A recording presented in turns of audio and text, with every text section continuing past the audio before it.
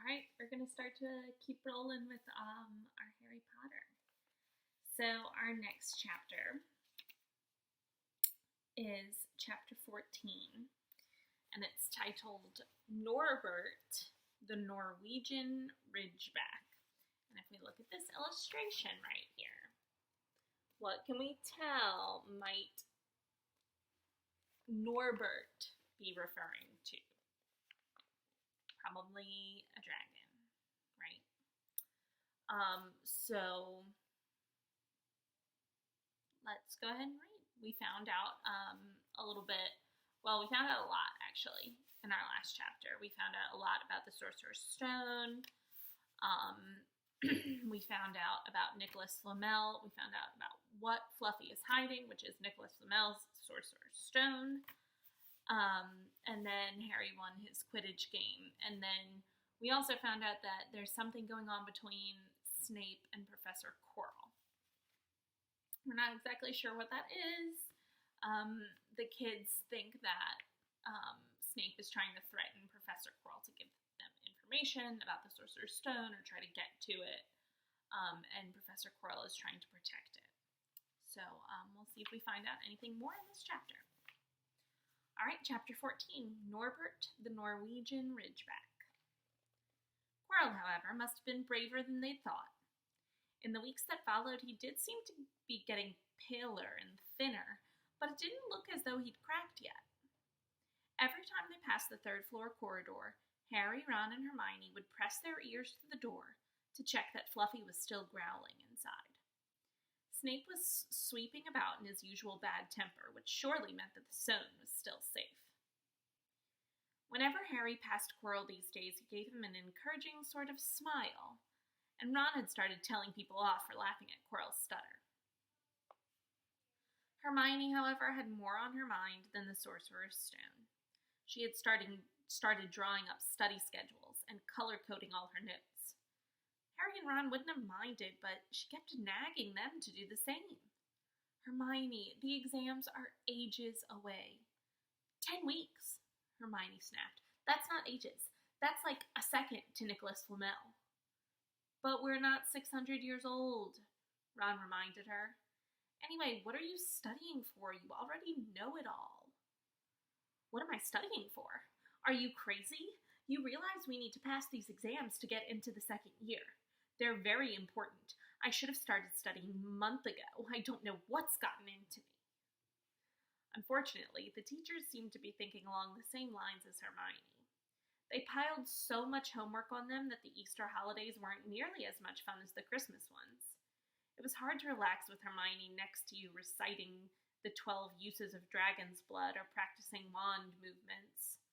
Moaning and yawning, Harry and Ron spent most of their free time in the library with her, trying to get through all their extra work. I'll never remember this, Ron burst out one afternoon, throwing down his quill and looking longingly out of the library window. It was the first really fine day they'd had in months. The sky was a clear forget-me-not blue, and there was a feeling of air in the summer coming. Harry, who was looking up Dittany in 1000 Magical Herbs and Fungi, didn't look up until he heard Ron say, Hagrid, what are you doing in the library? Hagrid shuffled into view, hiding something behind his back. He looked very out of place in his moleskin overcoat. Just looking, he said, in a shifty voice that got their interest at once. And what are you lad up to? He looked suddenly suspicious. You're not still looking for Nicholas Flamel, are you? Oh, we found out who he is ages ago, said Ron impressively. And we know what that dog's guarding. It's a sorcerer's Shh! Hagrid looked around quickly to see if anyone was listening. Don't go shouting about it. What's the matter with you? There are a few things we wanted to ask you, as a matter of fact, said Harry. About what's guarding the stone apart from Fluffy. Shh! Said Hagrid again. Listen. Come and see me later. I'm not promising I'll tell you anything, mind. But don't go rabbiting about it in here. Students aren't supposed to know. They'll think I've told you. See you later, then, said Harry. Hagrid shuffled off. What was he holding behind his back?" said Hermione thoughtfully. "Do you think it had anything to do with the stone?" "I'm going to see what section he was in," said Ron, who'd had enough of working. He came back a minute later with a pile of books in his arms and slammed them down on the table. "Dragons," he whispered. "Hagrid was looking up stuff about dragons. Look at these. Dragon species of Great Britain and Ireland. From Egg to Inferno, a Dragon Keeper's Guide. Hagrid's always wanted a dragon. He told me so the first time I ever met him," said Harry. "But it's against our laws," said Ron. "Dragon breeding was outlawed by the Warlocks Convention of 1709. Everyone knows that. It's hard to stop Muggles from noticing us if we're keeping dragons in the back garden. Anyway, you can't tame dragons. It's dangerous. You should see the burns Charlie's got off wild ones in Romania." "But there aren't wild dragons in Britain," said Harry. "Of course there are," said Ron. "Common Welsh green and Hebridean blacks. The Ministry of Magic has a job hushing them up, I can tell you. Our kind have to keep putting spells on Muggles who've spotted them to make them forget." "So what on earth's Hagrid up to?" said Hermione. When they knocked on the door of the gamekeeper's hut an hour later, they were surprised to see that all the curtains were closed. Hagrid called, "Who is it?" before he let them in, and then shut the door quickly behind them. It was stifling hot inside. Even though it was such a warm day, there was a blazing fire in the grate. Hagrid made them tea and offered them stoat sandwiches, which they refused. "So, you wanted to ask me something?" "Yes," said Harry. There was no point beating around the bush. "We were wondering if you could tell us what's guarding the Sorcerer's Stone apart from Fluffy." Hagrid frowned at him. "Of course I can't," he said. "Number 1, I don't know myself. Number 2, you know too much already, so I wouldn't tell you if I could. That stone's here for a good reason. It was almost stolen out of Gringotts. I suppose you've worked that out and all. Beats me on how you even know about Fluffy." "Oh, come on, Hagrid. You might not want to tell us, but you do know. You know everything that goes on round here," said Hermione in a warm, flattering voice. Hagrid's beard twitched, and they could tell he was smiling. "We only wondered who had done the guarding, really," Hermione went on. "We wondered who Dumbledore had trusted enough to help him. Apart from you." Hagrid's chest swelled at these last words. Harry and Ron beamed at Hermione. What traits do we know about Hagrid so far that would make Hermione think that if she kind of buttered him up like this, told him how great and how helpful and how trusted he is, that might get them a little bit more information? "Well, I don't suppose it could hurt to tell you that. Let's see. He borrowed Fluffy from me. Then some of the teachers did enchantments. Professor Sprout, Professor Flitwick, Professor McGonagall. He ticked them off on his fingers. Professor Quirrell, and Dumbledore himself did something, of course. Hang on, I've forgotten someone. Oh yeah, Professor Snape." "Snape?" "Yeah. You're not still on about that, are you? Look, Snape helped protect the stone. He's not about to steal it." Harry knew Ron and Hermione were thinking the same as he was. If Snape had been in on protecting the stone, it must have been easy to find out how the other teachers had guarded it. He probably knew everything. Except, it seemed Quirrell's spell and how to get past Fluffy.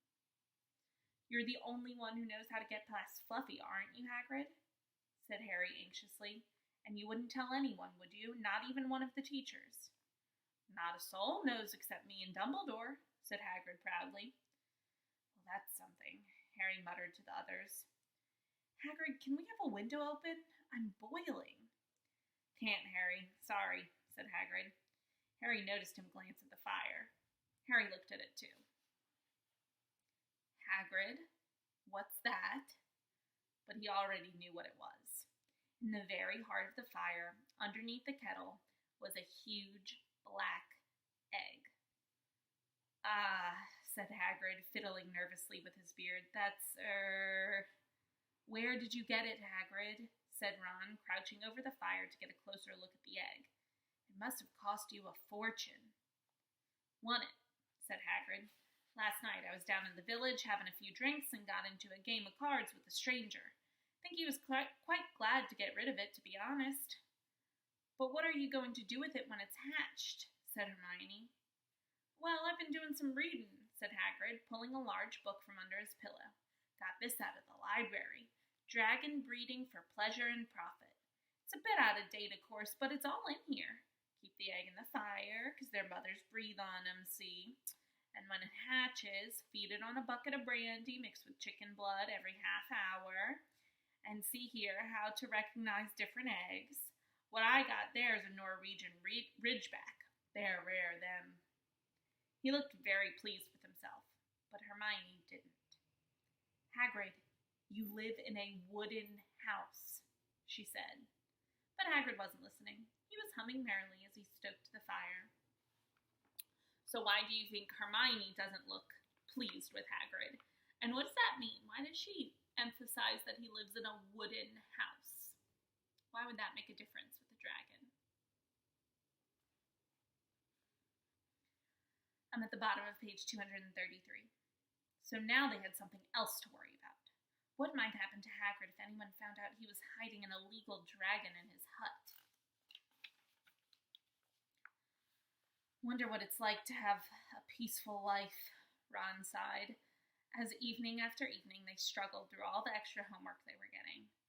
Hermione had now started making study schedules for Harry and Ron, too. It was driving them nuts. Then, one breakfast time, Hedwig brought Harry another note from Hagrid. He had written only 2 words. It's hatching. Ron wanted to skip herbology and go straight down to the hut. Hermione wouldn't hear of it. Hermione, how many times in our lives are we going to see a dragon hatching? We've got lessons. We'll get into trouble, and that's nothing to what Hagrid's going to be in when someone finds out what he's doing. Shut up, Harry whispered. Malfoy was only a few feet away, and he had stopped dead to listen. How much had he heard? Harry didn't like the look on Malfoy's face at all. Ron and Hermione argued all the way to herbology, and in the end, Hermione agreed to run down to Hagrid's with the other 2 during morning break. When the bell sounded from the castle at the end of their lesson, the 3 of them dropped their trowels at once and hurried through the grounds to the edge of the forest. Hagrid greeted them, looking flushed and excited. It's nearly out. He ushered them inside. The egg was laying on the table. There were deep cracks in it. Something was moving inside. A funny clicking noise was coming from it. They all drew their chairs up to the table and watched with bated breath. All at once there was a scraping noise and the egg split open. The baby dragon flopped onto the table. It wasn't exactly pretty. Harry thought it looked like a crumpled black umbrella. Its spiny wings were huge compared to its skinny jet body. It had a long snout with wide nostrils, the stubs of horns, and bulging orange eyes. It sneezed. A couple of sparks flew out of its snout. Isn't he beautiful? Hagrid murmured. He reached out a hand to stroke the dragon's head.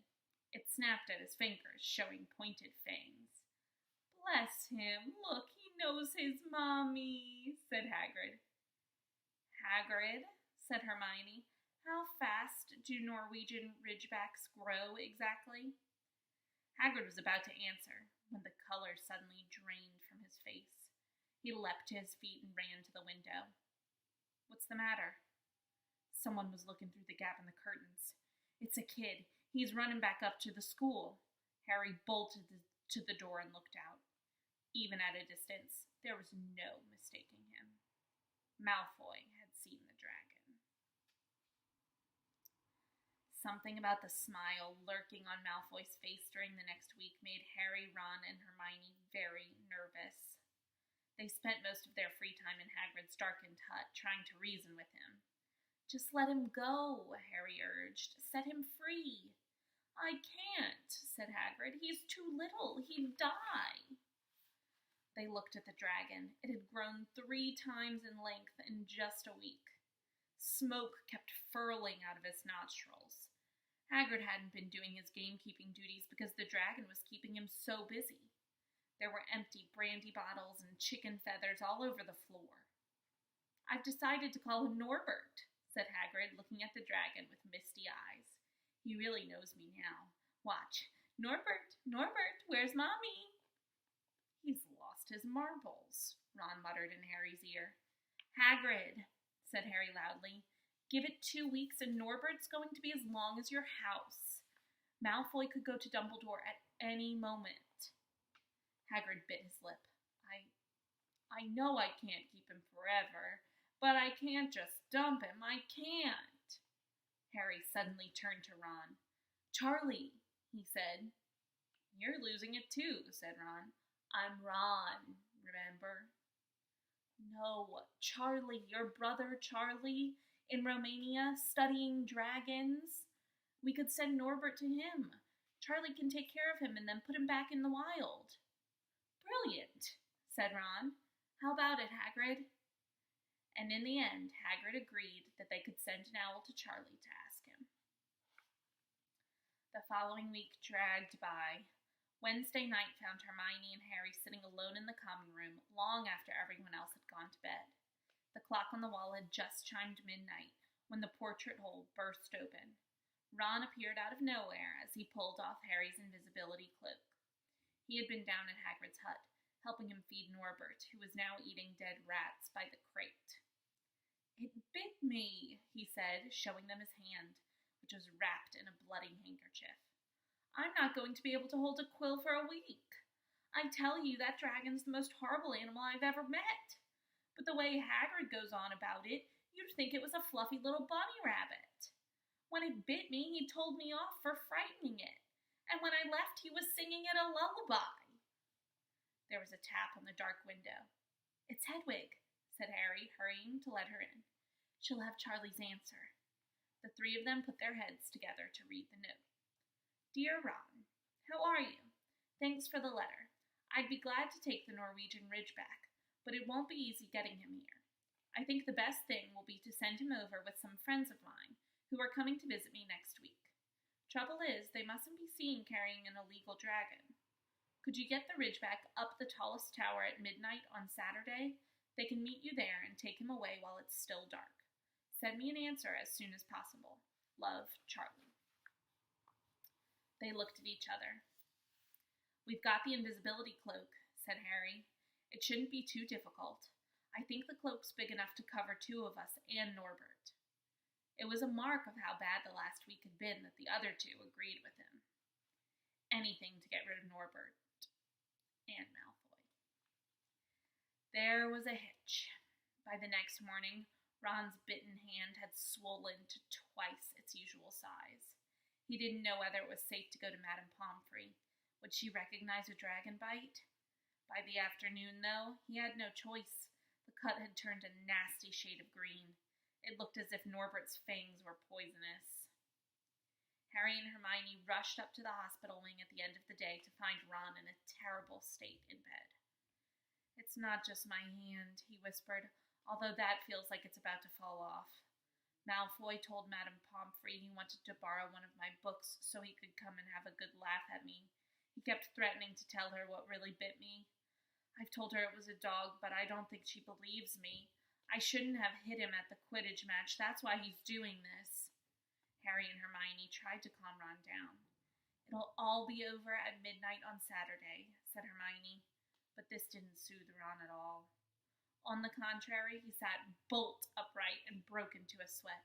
"Midnight on Saturday," he said in a hoarse voice. Oh no, I've just remembered. Charlie's letter was in that book Malfoy took. He's going to know we're getting rid of Norbert." Harry and Hermione didn't get a chance to answer. Madame Pomfrey came over at that moment and made them leave, saying Ron needed sleep. "It's too late to change the plan now," Harry told Hermione. "We haven't got time to send Charlie another owl, and this could be our only chance to get rid of Norbert. We'll have to risk it. And we have got the invisibility cloak. Malfoy doesn't know about that." They found Fang, the boarhound, sitting outside with a bandaged tail when they went to tell Hagrid, who opened a window to talk to them. "I won't let you in," he puffed. "Norbert's at a tricky stage. Nothing I can't handle." When they told him about Charlie's letter, his eyes filled with tears, although that might have been because Norbert had just bitten him on the leg. "Oh, it's all right. He only got my boot, just playing. He's only a baby after all." The baby banged its tail on the wall, making the windows rattle. Harry and Hermione walked back to the castle, feeling Saturday couldn't come quickly enough. They would have felt sorry for Hagrid when the time came for him to say goodbye to Norbert if they hadn't been so worried about what they had to do.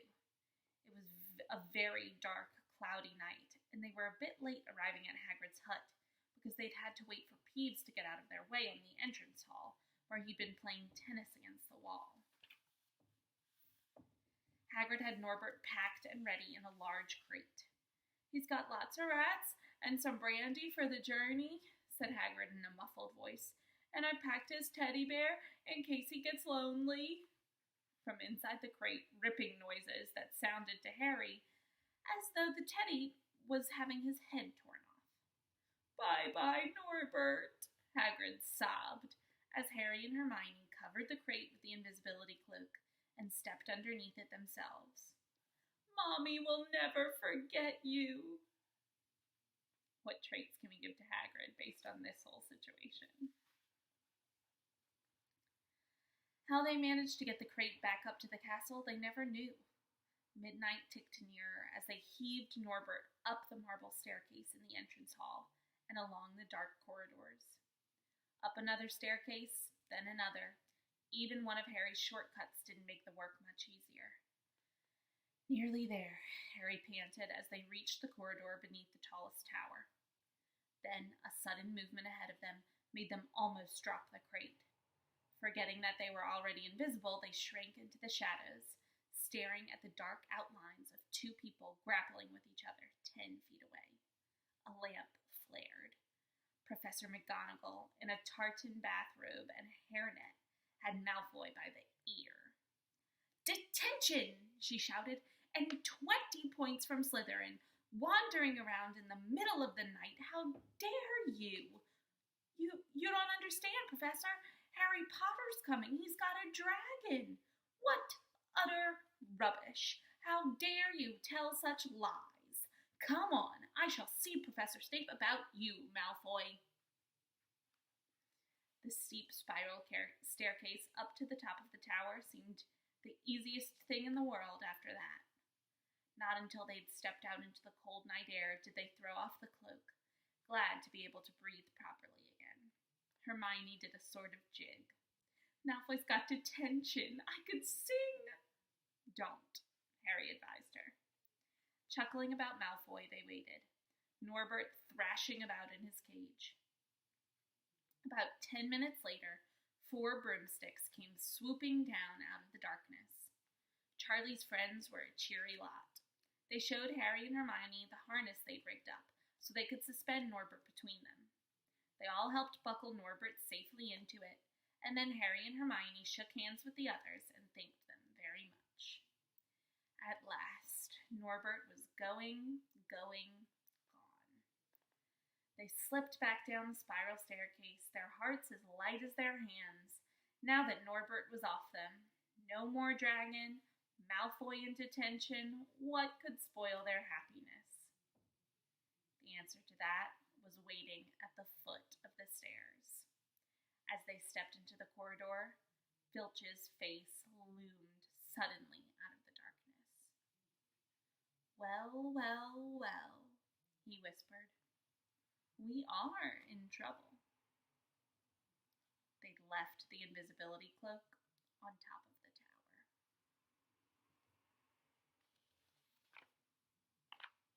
Good chapter, right? For a second, we almost saw that theme of good people getting rewarded and bad people having consequences. But our book's not over yet, so that theme may still come true, right? All right, kiddos. Love you, miss you, mean it.